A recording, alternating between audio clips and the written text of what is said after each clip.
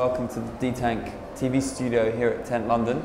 My name is Max Fraser and I have the pleasure of welcoming Jerry Helling to the studio today. So Jerry, tell us a bit more about what you do and your business. The business I've headed up for 20 years is the design arm of the business. It's furniture that's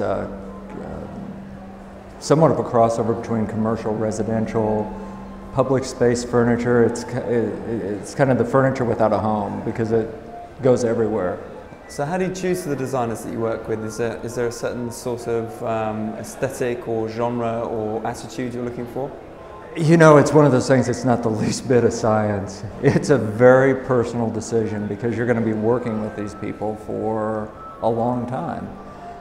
And there's usually something in their work that I've admired. The turmoil in the financial markets isn't affecting the atmosphere and the mood in the design industries yet. Would you say that's the same in the States? Do you think your industry is still quite buoyant, or are you feeling the pinch? We are not feeling the pinch to this financial crisis yet.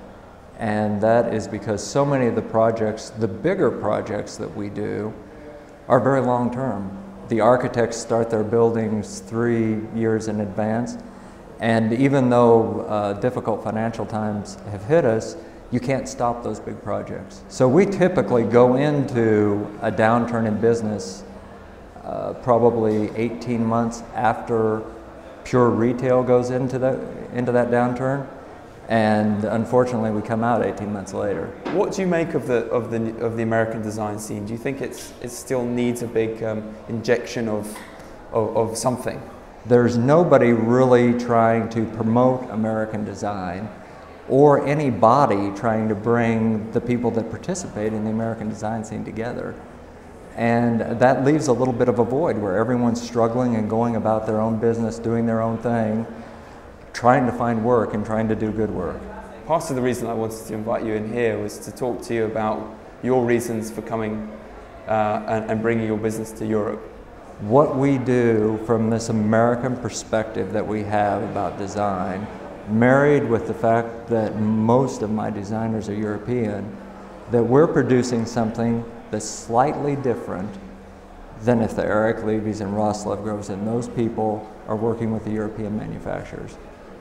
And therefore there was a reason for us to be here. What do you make of this whole sort of, this whole kind of emergence of a new sort of genre of design, art, something in the middle? I think it's a very, very good thing because it gives designers a chance to explore things that they cannot explore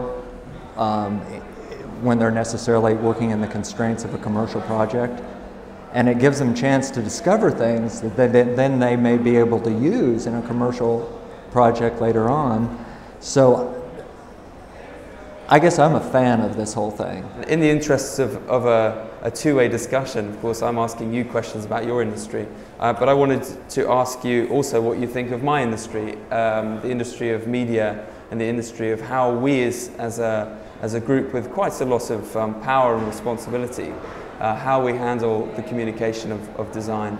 In evaluating the media in our entire world here, it's really, I guess it's very easy to be critical and to always point to the media. We're constantly moving about what is new when what was designed yesterday never gets a chance to be fully resolved. So this disposability thing is driven, unfortunately, I think a lot by the media, because there are so many pages to fill, so many websites to fill, there's just so much content that needs to go out there that it's a feeding frenzy.